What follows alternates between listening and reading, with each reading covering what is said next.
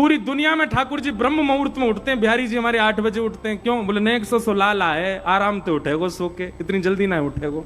क्यों? ये प्रेम की बात है ना। जहां प्रेम और रस प्रधान होता है वहां पर शास्त्र आज्ञा गौड़ हो जाती है। इसका मतलब ये नहीं शास्त्र आज्ञा माननी नहीं है, पर जहां रस और प्रेम प्रधान है वहां वो चलेगी नहीं, वहां उस भाव को आप रख नहीं पाओगे। इसलिए भैया वृंदावन की कई परंपराओं में जो परंपरागत है उसको स्वीकार कीजिए, आप अपनी परंपरा का पालन करो। जलंधर से अमृतसर जाने के 4 तरीके हैं। ट्रेन से चले जाओ, बस से चले जाओ, पर्सनल गाड़ी से चले जाओ, बहुत ही पैसा आ गए हो तो हेलीकॉप्टर से चले जाओ। साधन 4 हैं पर पहुंचना तो सबको अमृतसर ही है ना। इसी प्रकार परंपराएं अलग अलग हैं पर पहुंचना सबको ठाकुर जी के पास ही है। अब बस की परंपरा में जो चलने वाला है, गाड़ी वाला सोचे कि नहीं भाई बस में एसी क्यों नहीं चल रहा, गाड़ी तो हम कहीं भी रोक के कुछ भी खा लेते हैं, बस क्यों नहीं रुकती सब जगह? अरे भाई बस की अपनी परंपरा है, वो अपने तरीके से चलेगी, जहां रुकना है वहीं रुकेगी, जहां चलना है वहीं चलेगी, जहां से मुड़ना है वहीं मुड़ेगी। अब गाड़ी की तरह बस थोड़ी चल जाएगी। ऐसी परंपराएं भी अलग अलग हैं।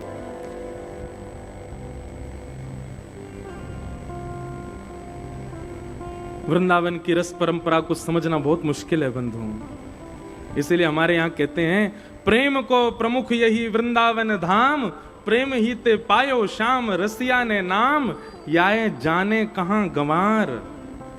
ये गंवार नहीं समझ पाते वृंदावन के प्रेम को। प्रेम नदिया की सदा उल्टी बहे। अब हमारे वृंदावन शतक में कहते हैं कि वृंदावन में यदि कोई आपका बहुत सम्मान करे, वृंदावन में यदि कोई आपसे बहुत प्यार से बात करे, तो यूं समझ जाना जरूर आपने कोई पाप किया है। क्यों?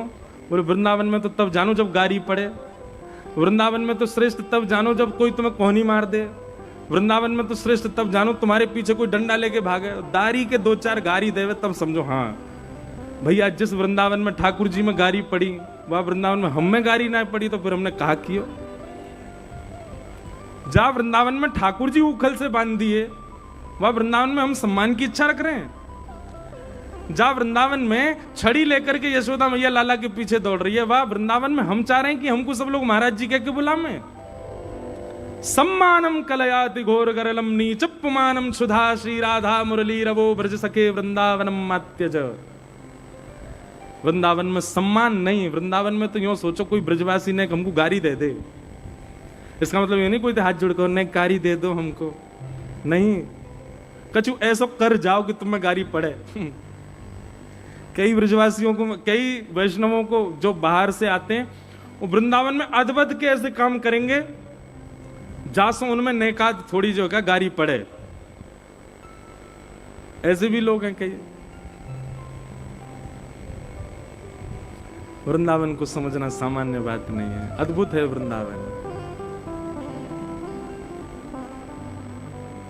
सम्मानम कलयाति घोर गरलम नीचप्पमानम सुधा श्री राधा मुरली वरवो ब्रज सखे वृंदावनम मात्यज। इसलिए भैया अब देखो हरिराम व्यास जी की एक चर्चा सुनाऊं। हरिराम व्यास जी संतों के भक्तमाल जी में लिखा है कि हरिराम व्यास जी इतने संत वैष्णव स्वरूप के उपासक थे कि कोई झूठे को तिलक लगा के आ जाता हरिराम व्यास जी उसको भी प्रणाम करते थे। एक बार हरिराम व्यास जी की संत भेष की परीक्षा लेने के लिए, भाई इनकी संतों में बड़ी निष्ठा है, परीक्षा लेने के लिए एक संत उनके यहां पर प्रसाद पाने आए। तो हरिराम व्यास जी जुगल किशोर जी की सेवा करते थे। हरिराम व्यास जुगल किशोर जी अभी कहां विराजते हैं? पन्ना में, मध्य प्रदेश में। पहले वृंदावन की ठाकुर हैं। तो जुगल किशोर जी की सेवा करके राजभोग थाली में सजा करके भिजवा रहे थे मंदिर में। इतने में एक संत आ गए और संत ने आगे कहा व्यास जी हमको बहुत जोर की भूख लगी है, कछु प्रसादी पवाओ। तो हरिराम व्यास जी बोले महाराज जी थोड़ी देर विराजो, अभी राजभोग की थाल गए हो भीतर, पहले जुगल किशोर जी भोग लगा लें फिर प्रेम से आप पहियो। तो संत ने क्रोध कर दिया, बोले अच्छा हम एक तो सुबह से भूखे प्यासे, ऊपर से तुम हमको और प्रतीक्षा करने के लिए कह रहे हो? अरे अभी 40-45 मिनट जुगल किशोर जी भोग लगाएंगे तब तक हम भूखे बैठे रहेंगे क्या? हरिराम व्यास जी बोले नहीं नहीं नहीं नहीं भगवान आप बैठो, सुनो जुगल किशोर जी का थाल बाद में जाएगा, पहले इनको पवाओ। ठाकुर जी का थाल सामने से उठवा लिया, भोग ही नहीं लगने दिया ठाकुर जी का, और भोग थाल मंगवा करके संत के आगे रखा। बोले पहले आप जिम लीजिए, ठाकुर जी बाद में पालेंगे, हमें पता है ये वृंदावन है, यहाँ ठाकुर जी को बुरा नहीं लगेगा, ठाकुर जी चाहे पहले वैष्णव पावे, आप पाओ। तो संत तो परीक्षा लेने आए थे कि मैं संत भेष, इनकी संतों में कितनी निष्ठा उसकी परीक्षा लूं। तो संत ने पहले में तो पास हो गए, बताओ ठाकुर जी का भोग उठवा दिया संत के लिए, जबकि ये पाप है। आप ठाकुर जी का भोग कैसे उठवा सकते हो? पर हरिराम व्यास जी के मन में ये आई कि पाप लगेगा तो नरक चलो जाऊंगा, लेकिन संत भूखो नहीं रहना चाहिए। ठाकुर जी ने कहा देर भूखे रह लेंगे, थाल धरवा दियो। अब संत ने जीवना प्रारंभ किया। जैसे ही जीवना प्रारंभ किया महाराज, तो कुछ स्वाद में कुछ ऊपर नीचे हो गया था, कुछ कहीं मिर्च ज्यादा हो गई होगी, कुछ हुआ होगा। अब संत तो इतने उतावले हो गए, अरे बहुत जोर की मिर्च लग गई, जल लाओ जल लाओ। जल लाने में विलंब कर दिया तो संत ने क्रोध में भर के पूरी थाल उठा करके हरिराम व्यास जी के सिर पे ही मार दी। हरिराम व्यास जी खीर पकौड़ी कड़ी पूड़ी आदि सब में सन गए, और पूरे ऊपर से नीचे तक जब सन गए तो नेत्रों से अश्रुपात करते करते और संत चरण में गिर करके बोले धन्य भाग, मैंने तो सुनी थी भैया कि संत बड़े कृपालु, पर आज तो देख लियो मैंने। कोई ने आकर के गई, उनने आपके मुंह पे थाल मार दी और आप कह रहे हो कृपा संत की। हरिराम व्यास जी बोले भैया, या ब्रज की परंपरा है कि यहां संत जब प्रसाद पाले तो उनकी पत्तल में जो झूठन बच जाए, वाकू पाने से करोड़ करोड़ कल्पन तक करवे वारे यज्ञ को फल प्राप्त होवे। लेकिन धन्य है ऐसे संत, इनने शीत प्रसाद ही छोड़ी नहीं मेरे लिए, सीधे मेरे मुंह पे ही मार दे। बोले तू ही पाले आकू। भाव की बात। अब हम आप सब लोग होते तो हम क्या करते? संत की FIR होकर आते, बनते हैं संत अपने मन मुंह पे थाल मार रहे हैं हमारी पे। लेकिन हरिराम व्यास जी का भाव क्या है? बोले शीत प्रसादी छोड़ी नहीं, मेरे मुंह में पधरा दी इन्होंने। धन्य है ऐसे संतन को। संत के तो महाराज वो तो परीक्षा लेने आए थे, तुरंत उन्होंने हृदय से लगाया और हृदय से लगा करके कहा, बोले भैया जुगल किशोर जी के दर्शन कराओ। आज जुगल किशोर जी इतने प्रसन्न, जैसे ही कपाट खोले जुगल किशोर जी की 2 दत्तुइयां दिख रही थी, इतने प्रसन्न थे आज जुगल किशोर जी। हरिराम व्यास जी के भाव पर। वृंदावन के भाव उल्टे हैं, वृंदावन के भाव सब जगह से विलग हैं, इसलिए वहां की परंपराओं पर, वहां के भावों पर प्रश्न मत उठाया कीजिए। वहां जैसी जो परंपरा है, वहां जैसी जो विधा है उसको। अब देखो एक और बात बताऊं, कई बात नहीं बताऊंगी आपको, मैं सब बताऊंगा भी नहीं, नहीं तो प्रश्न घूमेंगे फिर। राधा वल्लभ जी में 40 दिन होरी चलेगी, खूब रंग उड़ेगो, लेकिन धुलेटी वाले दिन, जिस दिन पूरे वृंदावन में होली हो रही होगी, उस दिन वहां पर रंग नहीं उड़ता। ठाकुर जी बिल्कुल नीट एंड क्लीन व्हाइट वस्त्र में खड़े होंगे, एक रंग की बौछार नहीं उड़ा सकते आप, निषेध है। क्यों? बोले उस दिन कोई आचार्य का तिरोभाव उत्सव है, उस भाव से वहां पर होली उत्सव नहीं होता।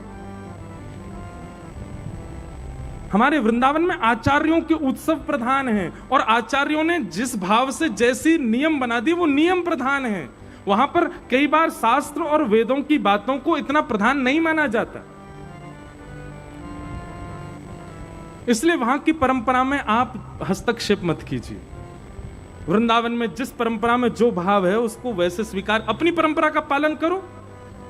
हमारी परंपरा में एकादशी है, हमारी परंपरा में भोग में तुलसी पधराने की परंपरा है, हमारी परंपरा में आरती में घंटे घड़ियाल बजाने हैं, हमारी परंपरा में ठाकुर जी को धूप दिखानी। अब कई मंदिरों में धूप आरती नहीं होती, क्यों? ठाकुर जी को खांसी आ जाएगी धूप कर दे तो। अब सब जगह अपने अपने भाव है। अब श्रीनाथ जी में शयन आरती नहीं होती,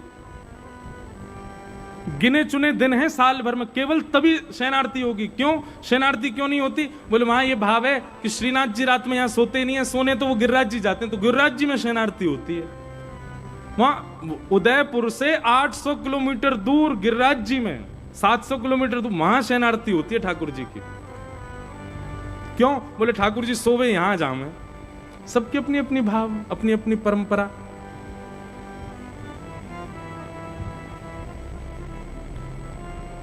इसलिए भैया उनमें ज्यादा हस्तक्षेप मत करो।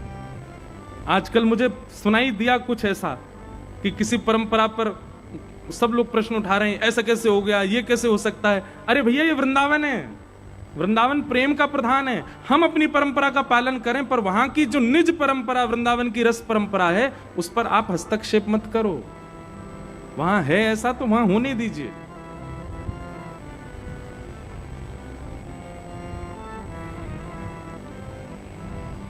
तो एकादशी, अब कंठी माला पहनना सब परंपराओं में अनिवार्य है, पर कई परंपरा में ऐसी भावना है कि कंठी माला स्नान करते समय मत पहनो। क्यों? बोले आप स्नान करते हैं तो तुलसी जी का जल पैरों में जाता। अब उनकी भावना देखो तो वो भी सही है,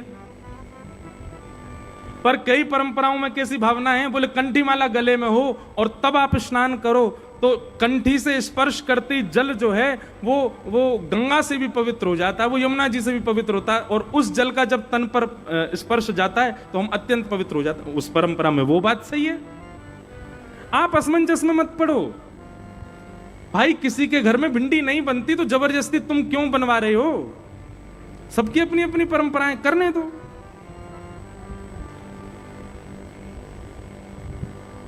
अपनी परंपरा का पालन करो, अपनी गुरु आज्ञा का पालन करो।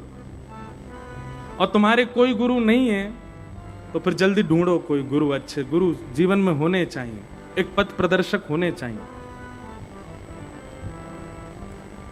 एक ठौर पकड़ के रखो, एक परंपरा में रहो। तो 3 निष्ठा वैष्णव के जीवन में होनी चाहिए। पहली नाम जप, दूसरी एकादशी, और तीसरी तुलसी। अब एकादशी निष्ठा देखो, श्री नामदेव जी महाराज ऐसी एकादशी रखते थे। नामदेव जी का नियम कैसा था पता है? वो खुद तो एकादशी रखते थे और उनके आगे दिखने वाला कोई भी उनको दिख जाता, जो एकादशी नहीं रखता, जबरदस्ती उसके मुंह पे ही खड़े हो जाते, बोले तेरी भी करवाऊंगा आज, जब तक द्वादशी नहीं लग जाए कुछ खाने नहीं दूंगा। ऐसे थे नामदेव जी महाराज। तो एक बार ठाकुर जी उनकी परीक्षा लेने के लिए एक दीनहीन से ब्राह्मण बन के चले गए, और द्वार पर जाकर के भगवान धड़ाम से गिरे। एक ब्राह्मण बन के गए, नामदेव जी दौड़ कर गए, ओहो ब्राह्मण देवता है, ब्राह्मण देवता। भगवान क्या हो गया? जल्दी उनको बैठाया, चरण मलने लगे।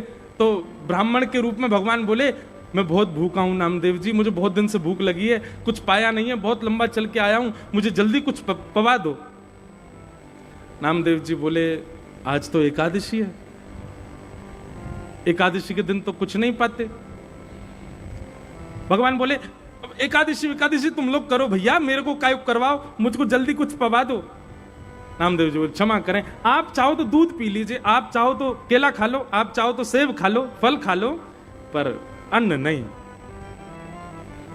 ब्राह्मण बोला, मुझे तो अन्न की भूख है। अरे भैया रोटी खवाओ, सब्जी खवाओ, चावल खवाओ। बोले, माफ करना भगवान, आज तो एकादशी, आज नहीं पवा सकता। ठाकुर जी बोलने लगे, मेरे प्राण निकल जाएंगे, अगर मुझे अन्न नहीं खवाया तो मेरे अभी प्राण निकल जाएंगे। नामदेव जी बोले, बहुत अच्छा, प्राण निकल जाए तो एकादशी के दिन प्राण निकलेंगे, सीधे वैकुंठ ही जाओगे, लेकिन अन्न नहीं मिलेगा आपको खाने को। पड़ोसी इकट्ठे हो गए वहां पे, पड़ोसी इकट्ठे होकर के सब कहने लगे, अरे नामदेव तुम एकादशी करो, अपने परिवार से करवाओ, बेचारे ब्राह्मण को क्यों मार रहे हो? नामदेव जी बोले, क्षमा करना, आज मैं इनको करने नहीं दूंगा, आज तो इनको एकादशी होके रहेगी इनकी। कोई पड़ोसी आया, ब्राह्मण का हाथ पकड़े, आप मेरे घर चलो, मैं आपको रोटी पवाऊंगा। नामदेव जी चरणों में गिर गए, बोले, जाने भी नहीं दूंगा। अब मुझे पता चल गया है कि ये अन्न खाएंगे तो मेरी एकादशी भी टूटेगी, मैं इनको भी नहीं खाने दूंगा। भगवान इस स्थिति तक में पहुंच गए, बोले कि मेरे प्राण निकलने वाले हैं, मैं बस अंतिम श्वास आ ही रही है, मेरे प्राण निकल ही जाएंगे, नामदेव मुझे कुछ खिला दो। बोले, भैया सब बैठ के भजन करो, आप सीधे वैकुंठ जाना, हाँ आज एकादशी है। पानी को मना नहीं कर रहे हैं, दूध पी लीजिए, केला खा लीजिए, सेब फल खा लो, पर अन्न नहीं। भगवान बोले, अभी तक तो नामदेव पास हो रहा है, लेकिन अब प्राण निकाल के देख ही लेते हैं। और उस दीनहीन से ब्राह्मण के रूप में भगवान ने अपने प्राण निकाल दिए, अचेत होकर गिर गए पृथ्वी पर। जैसे ही अचेत होकर के गिरे, सबने जल डाला, नाड़ी देखी, धड़कन देखी तो अचेत हैं। सब लोग कहने लगे, अरे नामदेव ऐसी एकादशी क्या काम की, एक ब्राह्मण मर गया तेरे द्वार पे आके। नामदेव जी के नेत्र सजल हो गए, लकड़ियां इकट्ठी करके लाए, अपने घर के आंगन में ही चिता बना दी, और उस पर ब्राह्मण देवता का शरीर पधरा दिया। ठाकुर जी मनी मन सोच रहे हैं, अरे ये तो इस पर कोई फर्क नहीं पड़ रहा है। लेकिन अंत तो गत्वा नामदेव जी बोले, भैया मेरी वजह से एक ब्राह्मण ने एकादशी के दिन प्राण त्यागे, इसलिए मैं भी इनके साथ जीवित समाधि लूंगा। और नामदेव जी भी चिता पर बैठ गए। जैसे ही अग्नि प्रज्वलित करी महाराज, तुरंत ब्राह्मण के रूप में श्री पंडरीनाथ भगवान प्रकट हो गए। प्रकट होकर के नामदेव जी को हृदय से लगा लिया और हृदय से लगा के बोलो, मैं तो परीक्षा ले रहा था तुम्हारी एकादशी निष्ठा की। एक बात बहुत ध्यान से सुनिएगा बंधुओं, एक होता है कट्टरपंथी होना और एक होता है निष्ठावान होना। दोनों में अच्छा क्या है बताओ? निष्ठावान। निष्ठा होना उसको कट्टरपंथी नहीं कहते। जैसे कई लोग अपने नियम के प्रति बड़े कट्टर होते हैं और वो अपनी कट्टरता में नामदेव जी जैसे बन जाते हैं। नामदेव जी कट्टर थे एकादशी के प्रति, पर उनकी कट्टरता कैसी थी? दूध पी लीजिए, चरणों में गिर गिर के कह रहे हैं आप फल पा लीजिए, बड़ी प्रसन्न मुद्रा में कह रहे हैं। कोई जबरदस्ती क्रोध में नहीं भर गए कि भाई ये नियम तोड़ दिया तुमको पाप लगेगा, नरक जाना पड़ेगा, ये नरक जाना पड़ेगा, पाप लगेगा, ऐसा हो जाएगा। ये कट्टर लोग बोलते हैं। निष्ठावान व्यक्ति तो चरण में गिर करके कैसे भी नियम का पालन करवाएगा। निष्ठावान बनिए अपनी परंपरा के लिए, अपने हिंदू वैदिक सनातन धर्म के लिए, अपने जिस गुरु परंपरा में हो उसके लिए निष्ठावान रहो, कट्टरवान नहीं कि जबरदस्ती किसी को पकड़ करके आप उसके लिए वो करवाओ और उसको गुमराह करके, उसको अनर्गल बातें बता करके उसके पंथ से उसको दूषित कर दो। ये कट्टरपंथी होना तो महापाप है। आजकल कई जगह हो रहा है, पंजाब में भी हो रहा है।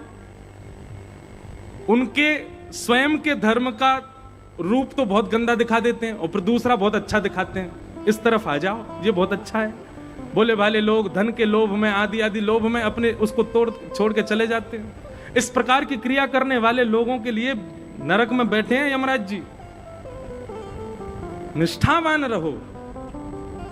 कट्टरपंथी ने, निष्ठावान व्यक्ति चरण में पड़ा रहेगा, अपने निष्ठा का पालन करेगा, किसी अन्य से करवाने का प्रयास अगर उसकी इच्छा होगी तो करवाएगा, नहीं तो नहीं। निष्ठावान बनो अपने धर्म के प्रति, गुरु के प्रति, अपने भावों के प्रति, कट्टर नहीं।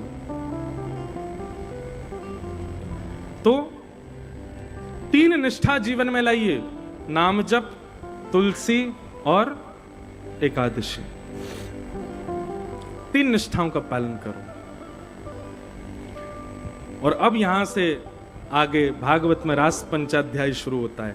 सब लोग बिल्कुल मेरुदंड सीधा करके बैठो अपना और बहुत ध्यान पूर्वक सुनिएगा। देखो कैसे सब सो गए थे, मानो ऐसा लगा फसल सो गई थी और खड़ी हो गई फिर से। बोलो वृंदावन बिहारी लाल की जय। अब हम रास की कथा में प्रवेश कर रहे हैं।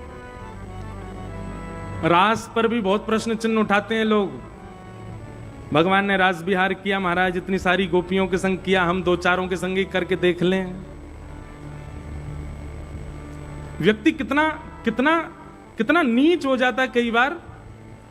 मतलब भगवान की लीलाओं से तुलना करके अपने सुख को भोगना चाहता है। महादेव भी तो पी लेते थे, हम भी भांग पी लिया करें तो क्या हो जाएगा? कहां लिखा महादेव ने भांग पी? हाँ, ये जरूर लिखा है कि महादेव ने विष पिया था।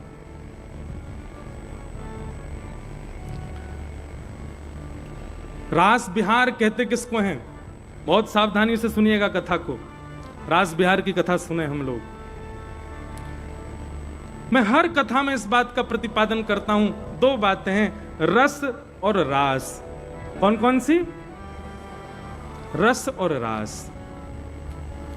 हम आप लोगों की जो श्रेणी है, हम आप लोगों की जो कैटेगरी है अभी की, वो है रस की कैटेगरी। काय की कैटेगरी? रस। हम रस में हैं। और हमारा गंतव्य क्या है? हमको पहुंचना किस कैटेगरी में? रास की कैटेगरी में। रस और रास, इन दोनों में अंतर क्या है? हम लोग प्रयास करते हैं ठाकुर जी से मिलने का, हम लोग प्रयास करते हैं ठाकुर जी को देखने का, हम लोग प्रयास करते हैं ठाकुर जी को सुनने का, हम लोग प्रयास करते हैं ठाकुर जी के अनुभव का। इन सबको कहा जाता है, जहां हम प्रयास कर रहे हैं वो है रस। और जहां हमारे रस से आनंदित होकर के, हमारी भक्ति से आनंदित होकर के ठाकुर जी प्रयास करते हैं हमसे मिलने का, उसको कहते हैं रास। हम में से किसी के संग अभी तक रास नहीं हुआ है, अभी तक रस हुआ है। पर रास होता है कभी कभी, पता है कैसे होता है? जैसे वृंदावन जाओ और वृंदावन बिहारी जी, यहां जलंधर से निकलते ही मन में विचार कर लो, कल मैं जब वृंदावन बिहारी जी का दर्शन करने जाऊंगा तो बिहारी जी लाल पोशाक में हों, गले में सुंदर वैजंती माला पहनी हो, सिर पर सुंदर पंचमोर पिच्छ का सुंदर मुकुट धारण किया हो, कानों में मकराकृत कुंडल हों, और मैं मंदिर के इस कोने से देखूंगा। वो सारा विजुअलाइजेशन पहले ही सोच लो, और तभी मैं आगे जाऊं। पुजारी जी ऊपर से माला जैसे ही डालें महाराज, वो अपने आप मेरे गले में आ जाए। श्री बिहारी जी लाल लाल पोशाक में कल मेरे भाव से मुझको दर्शन कराएं, ये आप पहले ही विचार करके चले जाओ। और फिर प्रतीक्षा करो मंदिर में। एक एक कदम जब आप भीतर प्रवेश करोगे तो जैसा आपने विचार किया वैसा अगर आपको दिख गया, तो जाते ही आपने देखा कि श्री बिहारी जी लाल पोशाक में विराज रहे हैं, गले में बढ़िया वैजंती माला पहनी है, पंचमोर पिच्छ का मुकुट धारण किया है, आप एक कोने में खड़े हैं, वही कोना है जिससे आपने विचार किया था, वहीं से बिहारी जी दिख रहे हैं। तभी पुजारी जी ने आकर के सुंदर माला पधराई और वो माला आकर के गले में पड़ गई। अगर इतना सब कुछ हो गया ना तो समझ जाना आपके संग रास हुआ है। और लेकिन एक बात मेरी सुनो, कम से कम 10 बातें सोच के जाना, 10 की 10 पूरी हो गई तो फिर एक ही चीज होगी, क्या वहीं प्राण चले जाएंगे, फिर वापस नहीं आ पाओगे। 10 बात सोच के जाना, एक ही पूरी हो बस। क्योंकि अगर 10 पूरी हो गई, जैसा आपने विचार किया वैसा ही हो गया, तो ये समझ लो पूर्ण रास हो गया। और पूर्ण रास का मतलब ये हो गया महारास। महारास का मतलब है कि फिर आप वापस संसार में आ ही नहीं पाओगे, फिर तो आप बिहारी जी में विलीन हो जाओगे।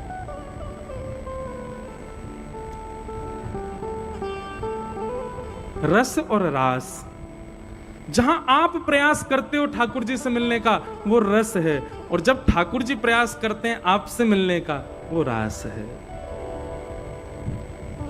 अभी हम रस की स्थिति में हैं, हमें रास की स्थिति में पहुंचना है, हमें रास के भाव में जाना है।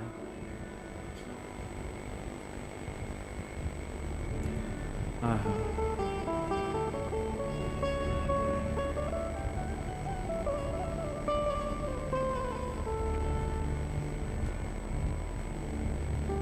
श्री कृष्णदास भगवान के अष्ट सखाओं में एक सखा। कृष्णदास जी का ऐसा स्वभाव स्वरूप था कि इनको कोई भी चीज अच्छी लगती थी तो मन में भाव आता था कि ये मेरे ठाकुर जी को मिलनी चाहिए।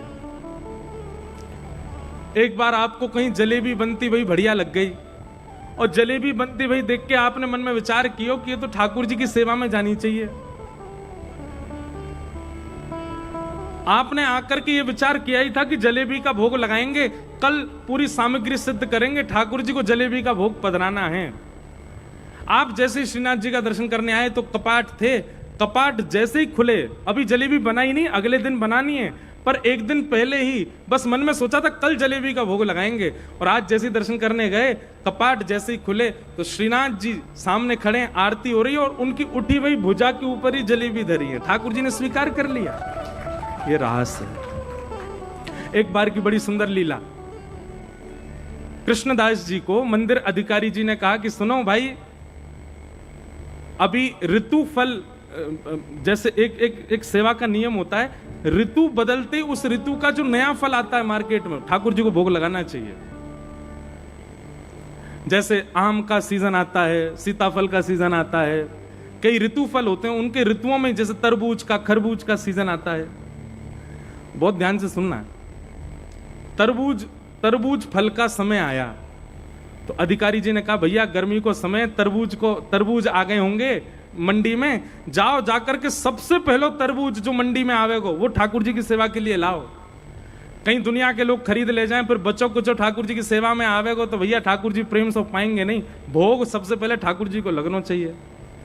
तो कृष्णदास जी सुबह ही सुबह दौड़ करके मंडी पहुंच गए। बहुत ध्यान से सुनिए। जैसे ही पहुंचे तो महाराज यहां राजा ने भी अपने सैनिक भेजे, बोले ऋतुफल तरबूज लेके आओ, राजा को भोग लगेगा, राजा पाएगा।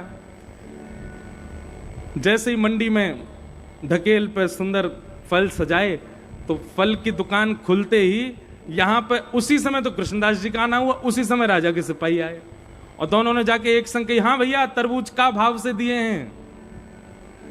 दुकानदार ने कही, भैया पहले एक ले लो। कृष्णदास जी बोले, पहले हम लेंगे, हम मंदिर से आए हैं, ठाकुर जी के भोग के लिए चाहिए। सिपाही बोले, हम भी राजा के सिपाही हैं, पहले सिपाही के, हम राजा के यहां जाएगा फल। कृष्णदास जी बोले, नहीं नहीं, पहले ठाकुर जी को। सिपाही बोले, नहीं, पहले राजा को जाएगा। सामने खड़े दुकानदार बोले, भैया लड़ो मत, एक काम करें। बोले, कहा? बोले, जो मुझको कुछ ज्यादा धन दे देगा वो ले जाओ। कृष्णदास जी बोले, तुम बताओ कितने का है? बोले, 1 रुपया का है। सिपाही बोले, हम 1 रुपया 50 पैसा देंगे, हमको दो। कृष्णदास जी बोले, हम 2 रुपया देंगे, हमको दो। सिपाही बोले, हम 5 रुपया देंगे, हमको दो। कृष्णदास जी बोले, हम 10 रुपया। अच्छा, जेब में रख के लाए थे केवल 5 ही रुपया, लेकिन बोले 10 रुपया का दे दो। सिपाही बोले, हम भी राजा के यहां से आए, 15 रुपए में दो। कृष्णदास जी बोले, तुम कछु मत सोचो, 20 रुपया कर दो, हमको दो, पहले ठाकुर जी को जाएगो। करते करते महाराज मोल पहुंच गया 100 रुपया। उस समय में 100 रुपया बहुत होता था, और एक तरबूजे का भाव लग रहा है ये। जैसे ही 100 रुपया पहुंचा, कृष्णदास जी बोले, 100 रुपया। तो सिपाही बोले, 100 रुपया का तरबूज ले गए तो राजा तरबूज से पहले हमको काट देगा। तो सिपाही सब बोले, आप ही ले जाओ। कृष्णदास जी बोले, तो फिर अब हमारा ही है गया, तो भैया फिर उतने में ही दे दे जितने में पहले दे रहो। दुकानदार बोलो, नहीं नहीं नहीं, अब तो 100 रुपये में ही लेना पड़ेगा। तो कृष्णदास जी बोले, सुनो जी, 5 रुपया तो रखो, बच्चे कुछ हम बाद में दे देंगे, हमारे लिख लेना। हाँ? दुकानदार बोला, ठीक है। 100 रुपये का तरबूज लेकर के आए महाराज। उस समय में लाखों हो गए वो। ला करके सुंदर रसोई घर में पधरा दिया और मंदिर के अधिकारी जी को लिख करके दे दिया, भैया इतने का तरबूज लाए हैं। अधिकारी जी ने डांटा भी, और इतना महंगा क्यों लाए? बोले, सिपाहियों से हमारी भिड़न हो गई, हमने भी सोच ली, बोले राजा थोड़ी पावेगा, ऋतुफल सबसे पहले हमारे श्रीनाथ जी पाएंगे। 100 रुपया को आए और बोले, 100 रुपया में तो साल भर की सब्जी आ जाती है, आप एक फल लेके आए 100 रुपए का। बोले, ठाकुर जी के लिए लिया है, नहीं तो हम नहीं लाते। तो चलो ठीक है। फल का भोग ठाकुर जी को लगता है उत्थापन में, मतलब शाम को। फल का भोग सदैव ठाकुर जी को लगेगा ऐसे कोई 3-4 बजे जब मंदिर खुलता है तब। 3-4 बजे का समय। अब मंदिर पुजारी जी जैसे ही गए, रसोई घर में जाकर के देखा तो वहां तो फल था ही नहीं, फल चोरी हो गया। कृष्णदास जी से जाके कहा, एक तो 100 रुपया का फल लाए, ऊपर से उसको कोई उठा और ले गया। कृष्णदास जी तो बहुत रोए, मंदिर का हमने इतना घाटा करा दिया, इतना महंगा फल लेके आया, उसको भी कोई चोरी कर ले गया। कृष्णदास जी के मन में मोल की चिंता ज्यादा नहीं थी, उनको एक ही चिंता थी कि ऋतु फल ठाकुर जी को भोग में नहीं आ पाया। मंदिर में सब इकट्ठे हुए, ठाकुर जी के कपाट खुलने का समय था। कृष्णदास जी को अधिकार था कि वे पहले भीतर जाकर के कीर्तन गाना प्रारंभ कर देते थे, बाकी लोगों के लिए दर्शन बाद में खुलता था। बहुत ध्यान से सुनना। तो कृष्णदास जी तो बड़े उदास मन में सोचने लगे, बोले जय जय को आज भोग नहीं लग पायो है, कहा करूं। सबने कही, कृष्णदास जी आप भीतर जाओ, कीर्तन करना प्रारंभ करो। कृष्णदास जी ने जैसे ही भीतर प्रवेश किया, पर्दा के भीतर जाकर के देखा तो क्या पाया? एक तरफ किशोरी जी खड़ी हैं, दूसरी तरफ ठाकुर जी खड़े, और दोनों वही तरबूजते ही एक दूसरे पर गेंद गेंद करके खेल रहे हैं भीतर ही। ठाकुर जी वहां फल को लेकर के एक दूसरे के संग क्रीड़ा कर रहे हैं, और कृष्णदास जी ने जैसे ही जाकर के देखो, सोई दोनों एक है करके श्रीनाथ जी के रूप में खड़े हैं गए। कृष्णदास जी बोले, चोरी तो पकड़ी गई, जय जय मैंने देख लियो, आप कहा कर रहे? जय हो बलि बलि जाऊं जय जय। मैं तो सोच रहा हूं मैं पधराऊं फल को, लेकिन ठाकुर जी ने तो मेरे मन को भाव पहले ही स्वीकार कर लियो, पहले ही वासु क्रीड़ा कर रहे हैं।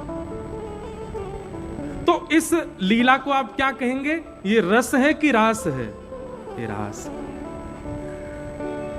जहां ठाकुर जी अनुग्रह करें भक्त के भाव पर, वो रास है। रास का मतलब नृत्य नहीं होता है, रास का मतलब हरि कृपा होती है। ब्रज की गोपियों के साथ नाचे नहीं है ठाकुर जी, तो हर गोपी को इतना समय दिया है, हर गोपी को इतनी प्रधानता दी है जितनी प्रधानता किशोरी जी को देते हैं ठाकुर जी। और इतनी प्रधानता किसी गोपी को मिले तो वो गोपी नाचेगी नहीं।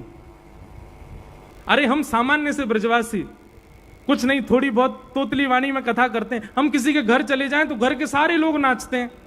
तब मन में भाव आता है कि हम सामान्य से बालक किसी के घर जाते हैं, लोग नाचने लगते हैं, ठाकुर जी किसी के घर जाएंगे तो वो नाचेगा नहीं, उसकी स्थिति क्या हो जाएगी। ब्रज की लाखों गोपियों को ठाकुर जी इतना प्रेम संबंध प्रदान कर रहे हैं, तो प्रेम की चरम स्थिति जब होती है तब नृत्य ही होता है। पर नृत्य का मतलब रास नहीं होता है। रास का मतलब भगवान के द्वारा भक्त से मिलन, वो रास। समझ में आई बात? तो ऐसा रास हुआ। भगवान ने सब गोपियों को पहले ही कह दिया था कि हम शरद पूर्णिमा की रात्रि पर आपके साथ रास विहार करेंगे। आज शरद पूर्णिमा का चंद्रमा उदित हुआ, सब गोपियां अपने अपने कार्यों में व्यस्त थीं। तभी ठाकुर जी ने वन में जाकर के अपनी मधुर वेणु को अधर पर धारण करके सुंदर रव को करना प्रारंभ किया। बाज उठी सुंदर वंशी वृंदावन में। अब सामान्य लोगों को तो लग रहा है कि श्री कन्हैया वंशी बजा रहे हैं, पर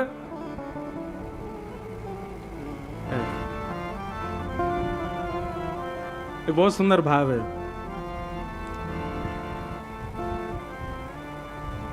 छोटो सो कन्हैया या के बड़े बड़े ने यमुना जी के पार जाके थाड़ो मार से। छोटो सो कन्हैया या के बड़े बड़े ने यमुना जी के पार जाके थाड़ो मार से। अच्छा एक बात बताओ, सैन काय सो कह में भैया एफ ले लो। सैन को मतलब कहा रे,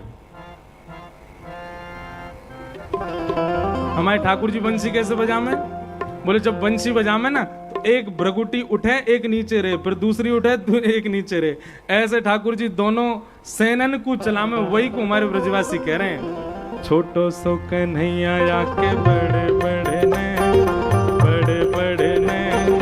यमुना जी के पार जाके थाड़ो मारे से। छोटो सो कन्हैया आके बड़े बड़े ने यमुना जी के पार जाके ठाड़ो मारे से। ओ छोटो सो कन्हैया आके बड़े बड़े ने यमुना जी के पार जाके थाड़ो मारे से। ओ छोटो सो कन्हैया आके बड़े बड़े बजाए गयोरी बजाए गयोरी बजाए गयोरी बजाए गयोरी हाँ बजाए गयोरी बजाए गयोरी बजाए गयोरी। छोटो सो कन्हैया आके बड़े बड़े ने यमुना जी के पार जाके थाड़ो मारे से। छोटो सो कन्हैया आके बड़े ने यमुना जी के पार जाके ठाड़ो मारे से। ओ अंगना में सोए रही सुध बुध नाए, अंगना में सोए रही सुध बुध नाए, अंगना में सोए रही सुध बुध नाए, अंगना में सोए रही सुध बुध नाए। सोमती पे जादू डारो जागेगी के नाए, सोमती पे जादू डारो जागेगी के नाए। हाँ सोमती पे जादू डारो जागेगी के नाए, सोमती पे जादू डारो जागेगी के नाए। हे सुना है गयोरी सुना है गयोरी सुना है गयोरी हाँ सुना है गयोरी हाँ सुना है गयोरी हाँ सुना है गयोरी हाँ सुना है गयोरी। ओ मेरे कानन में वंशी सुना है गयोरी। छोटो सो कन्हैया आके बड़े बड़े ने यमुना जी के पार जाके थाड़ो मारे से। छोटो सो कन्हैया आके बड़े बड़े ने यमुना जी के पार जाके राधा रमण लाल की।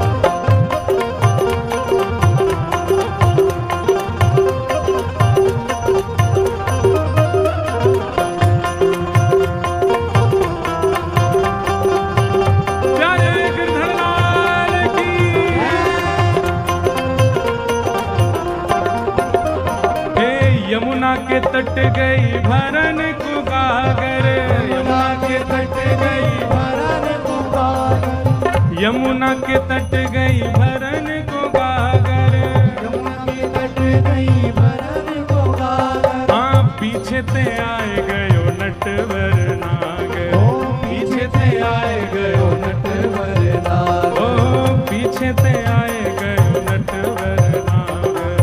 पीछे ते आए गयो नटवर। और कहा करके गयो, हाँ भिगोए गयो री, भिगोए गयो री, हाँ भिगोए गयो री, भिगोए गयो री, भिगोए गयो री, भिगोए गयो री, ओ भिगोए गयो री, भिगोए गयो री। ओ मेरी सगरी चुनरिया भिगोए गयो री।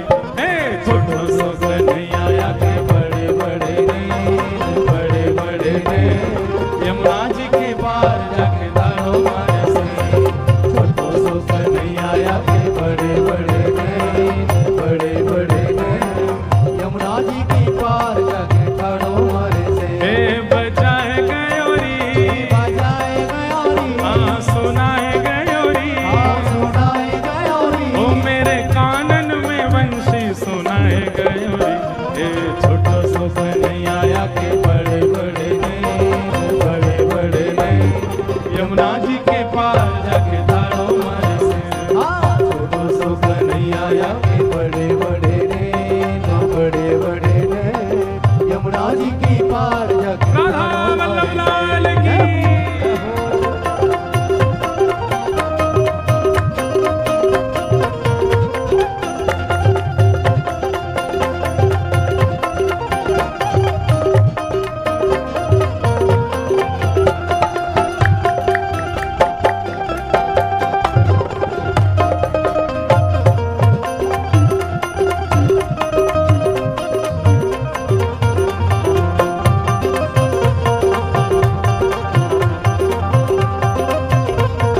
और हे अड़ के खड़ो है मेरी गैल में आके, अड़ के खड़ो है मेरी जेल में आके। गैल को मतलब समझें, ब्रज भाषा में रास्ता को कहते हैं गैल।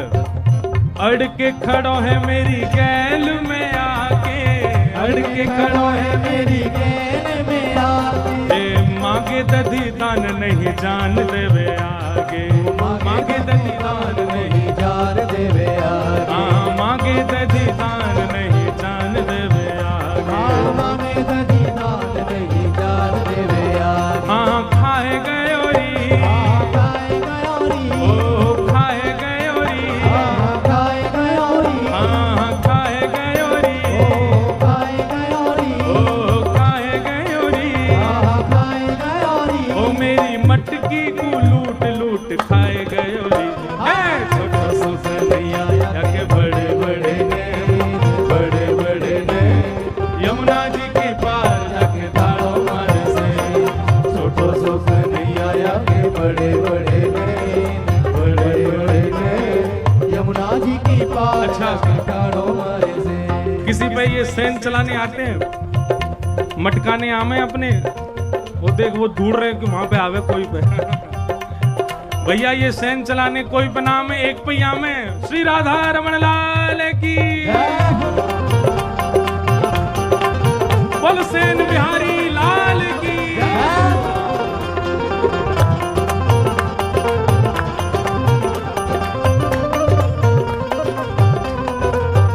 ओ छोटो सो कन्हैया के बड़े बड़े ने, बड़े बड़े ने, यमुना जी के पार जाके धारो मारे से।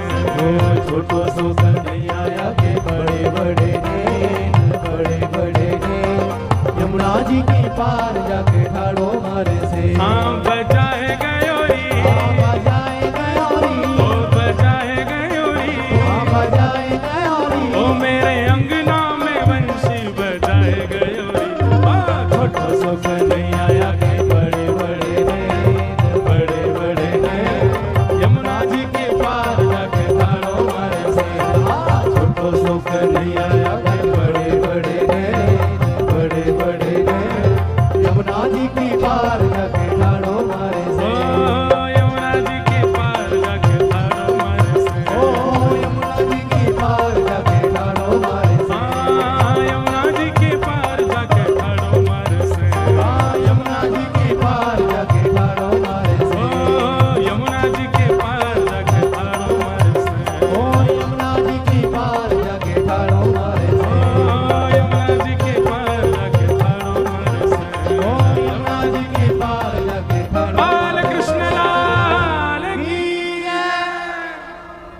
महाराज जाओ।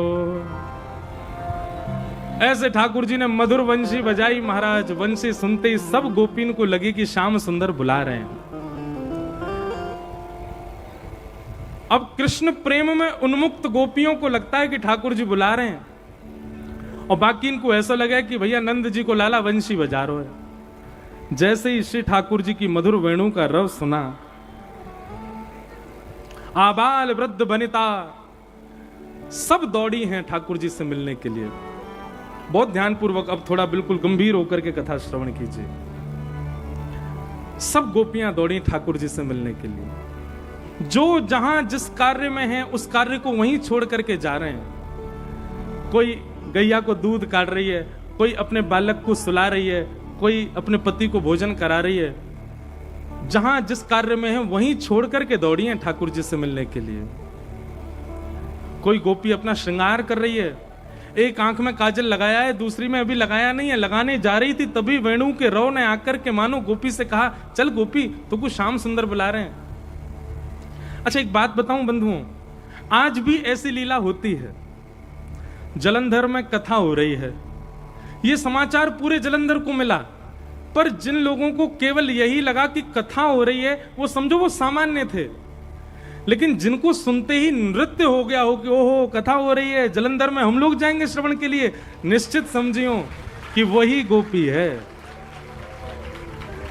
जो मचल गए हो, जो नाच गए हो, सुनकर के भाव में अश्रु आ गए हो, बस अब प्रतीक्षा नहीं हो रही है कब कथा होगी, कब हम जाएंगे, कब बैठ के सुनेंगे, कब ठाकुर जी के कीर्तन में नृत्य करेंगे, कब भागवत जी को दर्शन करेंगे, कब गिरधर लाल जी के अनुभव करेंगे, कब नंद घरानंद भयो होगो, कब महाराज गिरिराज उत्सव होगो, कब सामग्री लुटाई जाएंगे। ये सारी प्रतीक्षाएं उसी दिन से ही मन में होने लग जाएं जब से पता चला कि कथा होने वाली जलंधर में। समझो वही गोपी है। बाकी सबको तो लग रहा है कि कोई धार्मिक अनुष्ठान हो रहा है, पर यहां बैठे कुछ लोगों को लग रहा है कि नहीं, ये कथा हमारे लिए हमारे जीवन का एक बहुत बहुमूल्य समय है। ये 7 दिन के लिए हमें आया है। कई लोग तो प्रार्थना कर रहे होंगे, हे विधाता ये समय यहीं रुक जाए, आगे ही ना बढ़े, कल का दिन ही नहीं आवे, ये कथा विश्राम ही नहीं हो। आप कहोगे महाराज जी आपका मन नहीं करता होगा कि रुक जाएं यहीं हम कथा सुनाएं? होता है, हमारा भी मन होता है। जब आप लोगों को देखते हैं, आप सबके भाव देखते हैं, तो मन होता है कि यहीं कथा सुनावें। लेकिन हम पता कैसे बच जाते हैं, कल रात को यहाँ कथा पूरी करेंगे, परसों दोपहर में जाके हिसार में शुरू कर देंगे, तो उससे मन में एक संतोष बना रहता है कि कोई बात नहीं, जाना तो पड़ेगा, पर जाना जाके वहां भी तो कथा करनी है। तो कथा जीवन में इसलिए हमको संतोष हो जाता है कि चलो एक जगह से चले जाते हैं।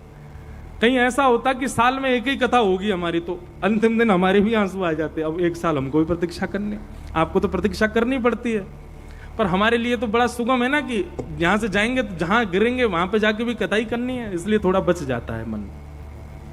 लेकिन वास्तव में सत्य बता रहे हैं, जिस प्रकार ठाकुर जी ने वंशी बजाई केवल उनको प्रिय लगी जो कृष्ण प्रेम में उन्मुक्त हैं। बाकियों को तो ये लग रहा है कन्हैया बंसी बजा रहा है, लेकिन कृष्ण प्रिय सी गोपियों को लग रहा है नहीं, श्याम सुंदर हमें बुला रहे हैं। कथा भी ऐसी है, कई लोगों के लिए कथा मनोरंजन है, कई लोगों के लिए कथा नाचने का साधन है, कई लोगों के लिए कथा प्रसाद मिलता है बाहर उसके लिए आते हैं, कई लोग लंगर पाने के लिए आते हैं, कई लोग समय काटने के लिए आते हैं,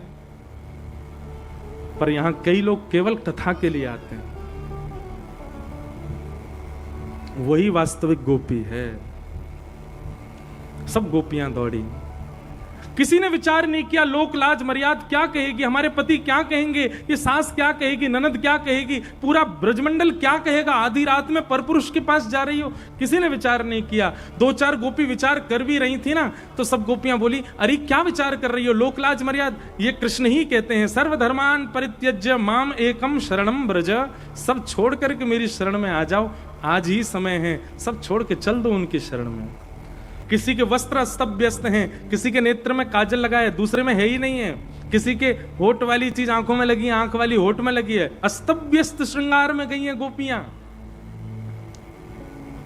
और सब प्रेम भर के श्री कृष्ण को निहार रही हैं। बंधुओं ये गोपियां स्त्रियां नहीं है, ये सब पूर्व जन्म के संत हैं। प्रभु श्री राम इनसे मिल नहीं पाए थे, प्रभु श्री राम ने इन सबको आश्वासित किया था कि आप सब मेरा स्मरण करके इस जन्म में प्राण त्यागेंगे, अगले जन्म में द्वापर में ब्रज की गोपी बन के आएंगे और मैं ही कृष्ण बन के आऊंगा, तो आप सब लोगों के साथ एक प्रियतम के भांति रास विहार करूंगा। ये सब गोपियां ठाकुर जी को युगों से भज रही हैं, एक युग की नहीं है ये। सब गोपियां ठाकुर जी के आगे आके खड़ी हो गई। अच्छा, एक और बात, भगवान के रास विहार में गोपियों की उम्र कितनी है? तो कहते हैं आबाल वृद्ध बनिता। ठाकुर जी से भी एक आध साल छोटी गोपी भी। ठाकुर जी कितने साल के हैं? 7 वर्ष के ठाकुर जी ने गिरिराज जी उठाए, वहां से एक वर्ष बाद की बात है, तो लगभग ठाकुर जी 7.5-8 वर्ष के हैं। तो सबसे छोटी गोपी जो रास विहार में है वो उसकी आयु होगी 6 वर्ष की, और सबसे वृद्ध गोपी जो है वो इतनी वृद्ध भी है जिसको 4 गोपी और उठा के लाई हैं, जो बिल्कुल मरणासन अवस्था में है। और 6 वर्ष की गोपी से लेकर के 120-130 वर्ष की गोपी, सब गोपियां श्री कृष्ण को अपना प्रियतम मानती हैं। ये काम लीला नहीं है, ये प्रेम लीला है। ये काम कैसे हो सकती है? जहां पर यशोदा की उम्र की गोपी को भी श्री कृष्ण में प्रियतम दिखाई दे रहे हैं, पति दिखाई दे रहे हैं, और 6 वर्ष की बालिका जो जानती नहीं पति पत्नी क्या होते हैं, उसको भी श्री कृष्ण में पति दिखाई दे रहे हैं। इसका मतलब क्या है? ये पूर्व से ही जानती हैं कि ये परमात्मा है। केवल विहार के लिए, केवल लीला के लिए रास कर रहे हैं, बाकी अंदर की सब जानते हैं कि ये परमात्मा है। गोपी गीत में गोपियों ने कहा है, गोपी गीत में गोपियां कहती हैं, न खलु गोपिका नंदनो भवान अखिल देहना अंतरात्म दृक् वेखन सार्थितो विश्वगुप्त सखौ देवान् सात्वतां कुले। जब भगवान अंतर ध्यान हो गए तो गोपियां कहती हैं, हम सब जानते हैं श्री कृष्ण, आप कोई नंद जी के लाला नहीं हो, आप कोई देवकी के पुत्र नहीं हो। भगवान बोले, इनको मेरी पोल पट्टी पता है क्या? तभी गोपियां क्या कहती हैं? न खलु गोपिका नंदनो भवान। बोले तो फिर कौन है आप? बोले अखिल देहिना अंतरात्म दृक्। आप संपूर्ण ब्रह्मांड के चित्त में रहने वाले साक्षात परमात्मा परमेश्वर हो। हम जानती हैं कि आप परमात्मा हो, और पता चल जाए कि परमात्मा वहां प्रकट है तो कौन मिलने नहीं जाएगा उनसे? कौन उनके पास नहीं जाएगा? मन चले लोगों ने बात बना दी कि बताओ गोपियों के साथ भगवान रास विहार कर रहे हैं। गोपियां जानती हैं कि वो परमात्मा है। अरे गोपियां इसलिए नृत्य कर रही हैं, गोपियां इसलिए रास कर रही हैं ठाकुर जी के साथ में कि भैया ये 84 लाख योनियों में नचाते ही रहते हैं हमको, आज बढ़िया मौका मिला, इनके संग नाच लो, ताकि ये 84 लाख में नहीं नचाएंगे फिर हमें। भाई एक बात सुनो, दफ्तर में चक्कर किसको मारने पड़ते हैं? सरकारी ऑफिसों में, जिसकी सरकार में ज्यादा कम पहचान हो, जिसकी ऑफिस में, दफ्तरों में, सरकारी दफ्तरों में पहचान नहीं होती, बेचारे उसको लाइन में भी लगना पड़ता है, उसको बार बार जाना भी पड़ता है, काउंटर क्लोज हो जाते हैं, कभी लंच हो जाता है, फिर जाना पड़ता है। जिसकी पहचान होती है, एक फोन घुमाता है, मंत्री जी जे काम करवाओ हमारा, आइए आइए आइए, आपके लिए क्या लंच संग में पाएंगे, बैठो। टेबल पे बैठते ही साइन होते हैं, काम हो जाता है। ठीक वैसे ही भैया, जिनको श्याम सुंदर से संबंध नहीं है, 84 लाख में उन्हीं को ही नाचना पड़े। हम सब गोपी हैं। मैंने एक छोटी सी गोपी हूं, हमारे कृष्णानंद जी महाराज जी ने एक बूढ़ी सी गोपी है, कोई मोटी सी गोपी है, कोई पतरी सी गोपी है, कोई कारी सी गोपी है, कोई गोरी सी गोपी है, हैं सब गोपी। पर आपका मूल आधार क्या है? रास यदि आधार है तो श्री कृष्ण जरूर स्वीकार करेंगे, पर रास केवल दुनिया को दिखाने के लिए, भीतर से तो पैसा ऐंठनो चाह रहे हैं, तो फिर गलती है, गड़बड़ी है। रास तो केवल दुनिया को दिखाने के लिए, भीतर से कोई और नाम, ऐश्वर्य और बहुत अपना वर्चस्व चाह रहे हैं, नहीं, ये सब नहीं। सब गोपियां आई, भगवान ने सब गोपियों को देखा और एक बार गोपियों की परीक्षा ली। भगवान क्या कहते हैं? स्वागतम वो महाभाग प्रियम किम करवाणि व ब्रजस्यानामयम कश्चित् ब्रूतागमन कारणम। ओहो, इतनी रात को इतनी सारी गोपियों के यहां आने का कारण क्या है? आप सब अपने पतियों को छोड़ के, परिवार को छोड़ के, बच्चों को छोड़ के यहां क्यों चली आई हो? चलो वापस चली जाओ। प्रतियात ब्रजम नेह स्थेयम स्थिभि सुमध्यमा। और भगवान ने 10 श्लोकों में कहा कि आप सब वापस चली जाओ। पतिव्रता नारी का धर्म क्या होता है, पतिव्रता नारी के नियम क्या होते हैं, पतिव्रता नारी को कैसे रहना चाहिए, ये सब बात भगवान यहां बता रहे हैं। राम राम राम राम, अपने अपने पतियों को छोड़ के चली आई आप लोग रात में, चलो वापस जाओ यहां से। गोपियां सब सामने खड़ी हैं। भगवान बोलिए अब खड़े रहोगे, कुछ बोलो भी। गोपियां कहती हैं बोले हम। बोलो बोलो। भगवान ने 10 श्लोकों में कहा वापस चली जाओ। गोपियों ने 11 श्लोकों में बताया हम क्यों वापस नहीं जाएंगी। और 11 श्लोकों में जो गोपियों ने कहा, इसी को प्रणय गीत कहते हैं। बहुत सुंदर है। क्या कह रही हैं गोपियां? मैवं विभोरहति भवान गतितुं नृशंसं संत्यज्य सर्व विषयांस्तव पादमूलम् भक्ता भजस्व दुर्वाग्रहमात्यजास्मान् देवो यथादि पुरुषो भजते मुमुक्षु। कन्हैया, आप हमसे कह रहे हो वापस चली जाओ, और खुद ही अपने प्रवचनों में कहते हो कि सर्व छोड़ करके, सारे विषयों का त्याग करके मेरी एक की शरण में आ जाओ। और आज जब हम सब छोड़ छाड़ करके आपकी शरण में आ गई हैं तो हमसे कह रहे हो वापस चले जाओ।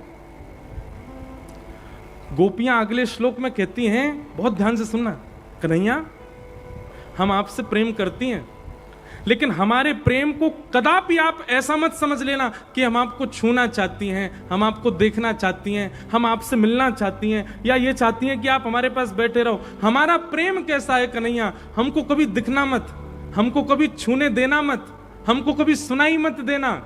बस हमारे चित्त में ये विश्वास प्रकट करवा जाओ कि जितना हम तुम्हें चाहती हैं तुम भी हमसे प्रेम करते हो। बंधुओं, आपका नहीं पता पर हमारी तो एक ही इच्छा है।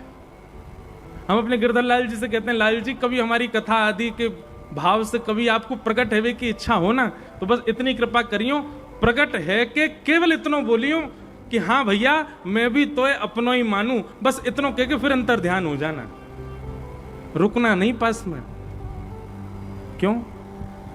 क्योंकि ठाकुर जी कहीं आप रुक गए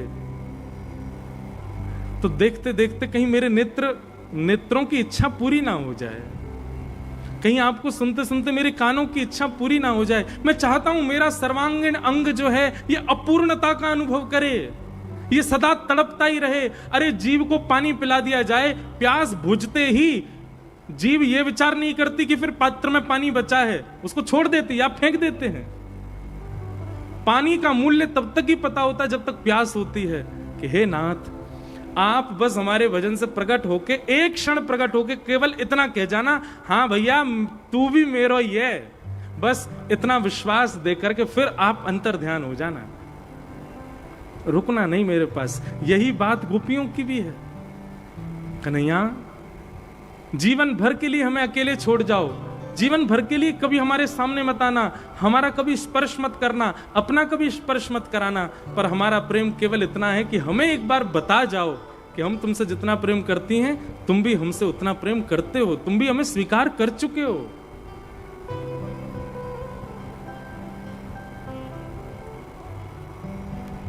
गोपियों का प्रेम सुनते सुनते ठाकुर जी अत्यंत प्रसन्न होते जा रहे हैं।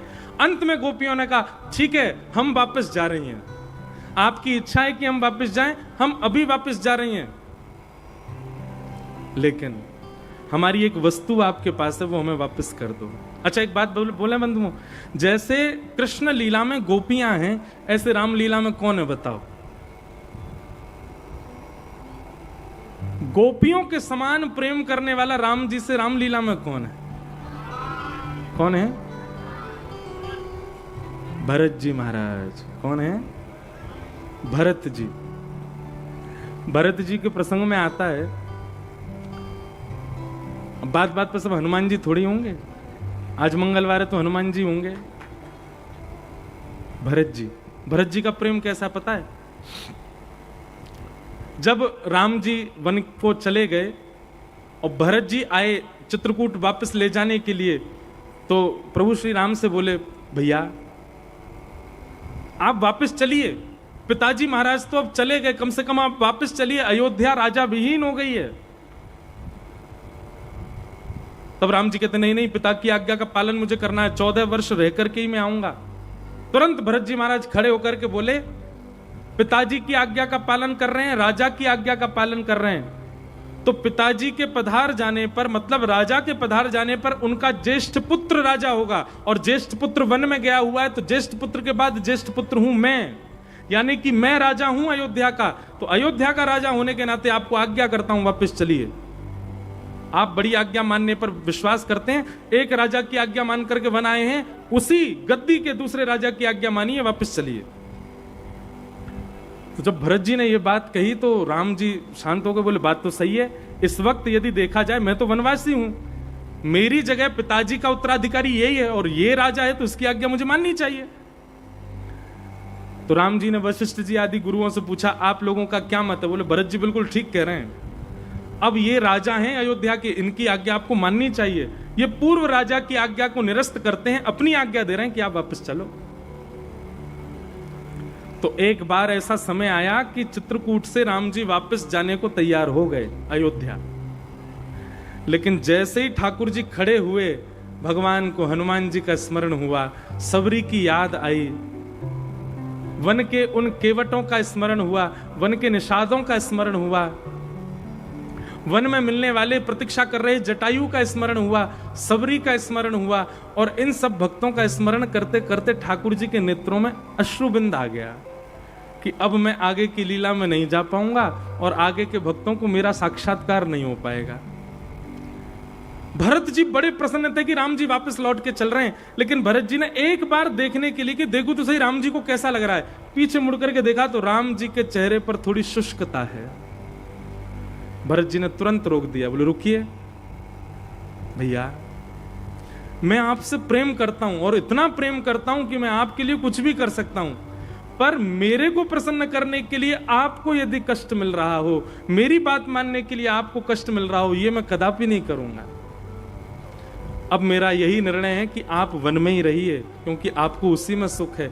मैं 14 वर्ष बिना आपके काट लूंगा, पर याद रहे 14 वर्ष से एक दिन भी ज्यादा हुआ, प्राण त्याग दूंगा मैं। और भरत जी महाराज ने राम जी को प्रणाम किया और कहा, वापस। ये सामान्य बात नहीं थी। भरत वो हैं जो राम जी को देखे बगैर जलपान भी नहीं करते हैं। असली वनवास राम जी का नहीं, भरत जी का हुआ था। 14 वर्ष तक जल बिंदु भी ग्रहण नहीं किया भरत जी ने। प्रेम का मतलब यह नहीं होता कि जिसमें मुझे अच्छा लगता है उसमें रहो। प्रेम का मतलब होता है जिसमें मेरा प्रेमी प्रसन्न है, मैं उसमें प्रसन्न हूं। तत्सुखे सुखित्वम। इसलिए उसी समय गोस्वामी जी ने भरत जी महाराज को कहा, यह तो ब्रज की गोपियों के समान है, क्योंकि ब्रज की गोपियों का प्रेम भी यही है। वो ठाकुर जी से अपनी इच्छा पूरी नहीं करवा रही हैं, वो कह रही हैं जिसमें हम आप प्रसन्न रहोगे उसमें हम प्रसन्न हैं। पर बस एक बार ये कह दो कि हाँ आप भी हमसे प्रेम करते हो। भगवान ने उन गोपियों को सुख प्रदान किया। गोपियों से भगवान बोले, आपके इस प्रेम के ऋण से हम कभी ऋण नहीं हो पाएंगे। और अब भगवान सबके साथ रास करने लगे। एक एक गोपी के पास जाकर के भगवान किसी के पसीना पहुंचे, किसी के चरण दबावें, किसी को कुछ पवावें, किसी को हृदय से लगावें। सब गोपियों को सुख देने लगे। और फिर वही हुआ जो नहीं होना चाहिए था। इन गोपियों के चित्त में सूक्ष्म मान आ गया। और वो सूक्ष्म मान कैसा आया? त्रिभुवन सुंदर श्री कृष्ण और ब्रह्मांड सुंदरी हम गोपियों के रूप पर श्री कृष्ण मोहित हो गए।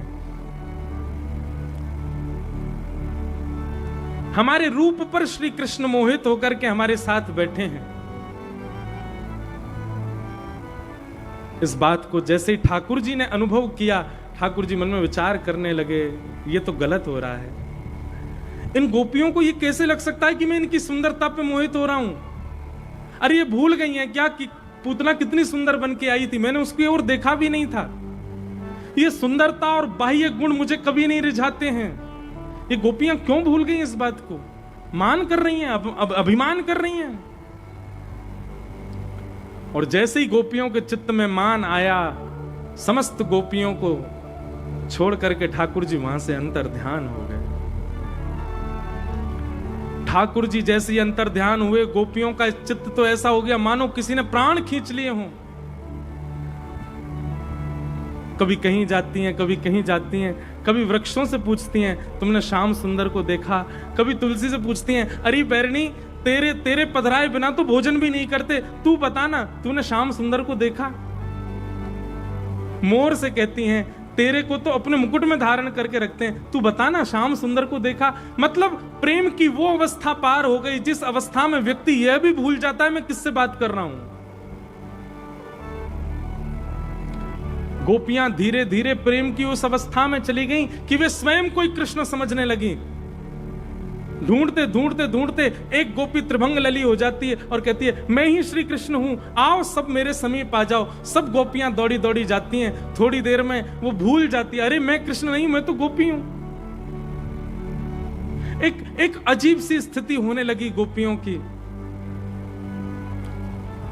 बस अब एक स्थिति होनी बाकी थी, प्रेम की 10वीं अवस्था पार होने वाली है और 10वीं अवस्था पार होते ही प्रेमी की स्मरण में प्रेमी जो होता है वो पिघलने लग जाता है। जैसे महाप्रभु जगन्नाथ पिघल गए ब्रजवासियों की याद में।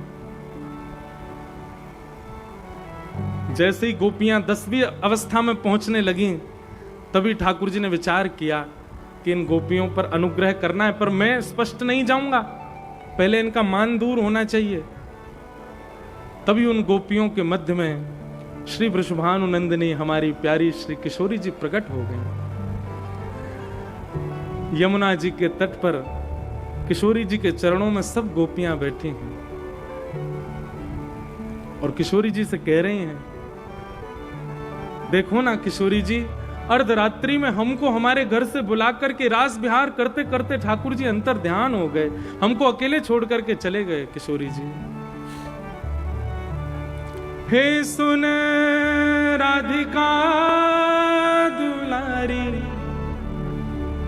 तेरे द्वार का भिखारी हूँ मैं, शाम का पुजारी,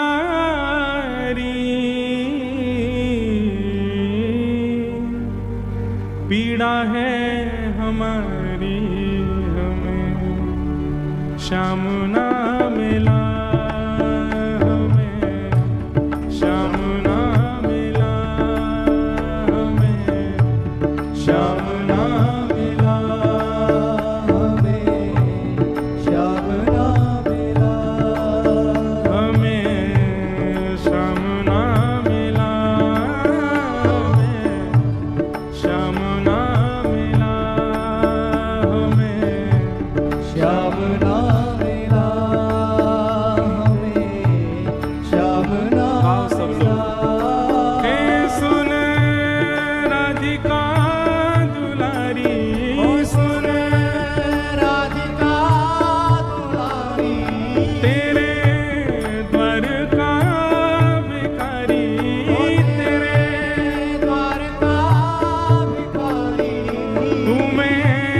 श्याम का पुजारी,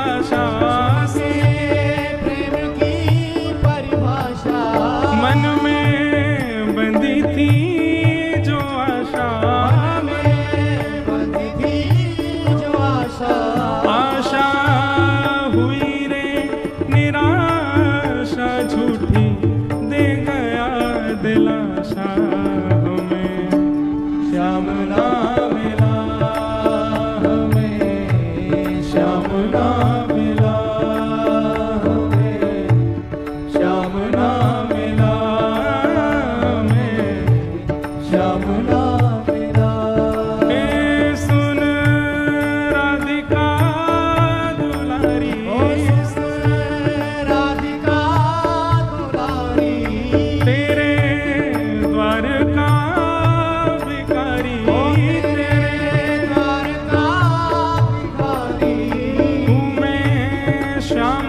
का पुजारी एक पीड़ा है हमारी हमें श्याम ना मिला हमें श्याम ना मिला हमें श्याम ना मिला हमें श्याम ना मिला ओ देता है कन्हाई जिसे प्रेम की दशा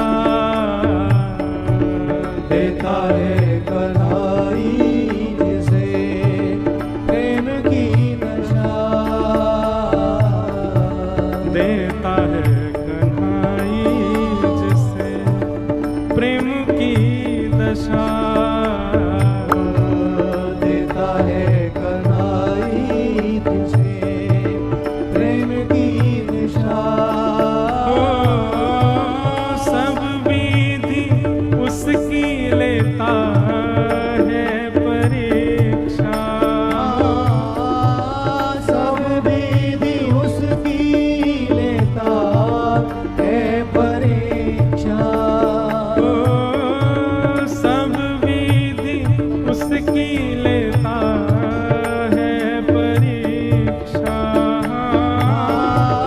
सब विधि उसकी लेता है परीक्षा कभी निकट बुलाए कभी निकट बुलाए कभी दूरियां बढ़ाए कभी दूरियां बढ़ाए छलिया हाथ नहीं आए छलिया हाथ नहीं आए हमें श्याम ना मिला हमें श्याम ना मिला हमें श्याम ना मिला हमें श्याम भुजा उठा के पुकारो हे सुन राधिका दुलारी राधिका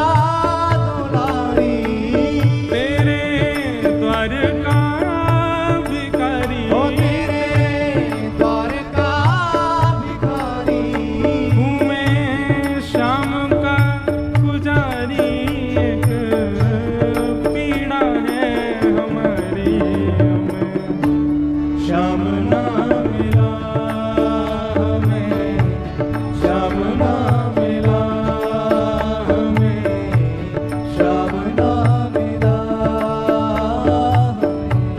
श्याम ना मिला इसमें अंतिम पंक्ति में श्री जी से जो निवेदन किया जा रहा है बंधुओं एक बात सत्य है कि श्री कृष्ण प्रेम जिसके जीवन में है और श्री कृष्ण प्रेम भी विरह आतुर प्रेम है जहां नित्य कृष्ण की याद करके रोना आता हो। ये लाला तो बड़ा नटखट है, ये कभी दूर भाज जाए कभी समीप आ जाए। याकू बांध के रखवे को एक ही तरीका है, श्री जी सो या की शिकायत करो।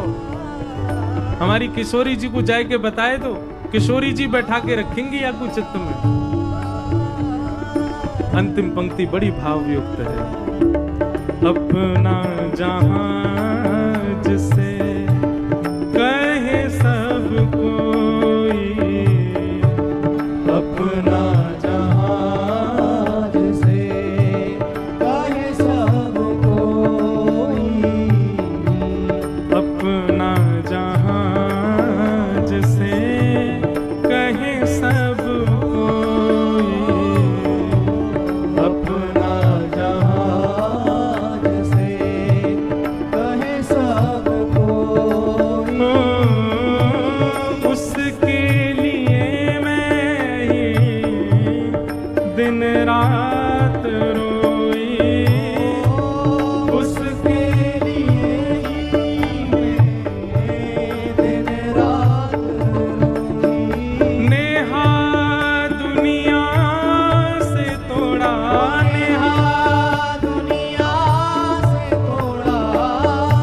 गाओ भाव से। हो नेहा दुनिया से तोड़ा, नेहा दुनिया से तोड़ा, नाता सांवरे से जोड़ा, सांवरे से जोड़ा। उसने ऐसा मुख मोड़ा, हमें कहीं का न छोड़ा, हमें श्याम ना मिला हमें, श्याम ना मिला हमें, श्याम ना मिला हमें, श्याम ना मिला। के सुन राधिका दुलारी, सुन राधिका दुलारी, तेरे द्वार का भिखारी, तेरे द्वार का भिखारी। हूँ मैं श्याम का पुजारी, एक पीड़ा है हमारी, हमें श्याम ना मिला हमें, श्याम ना मिला हमें, श्याम ना मिला, श्याम ना मिला। हमें श्याम ना मिला, हमें श्याम ना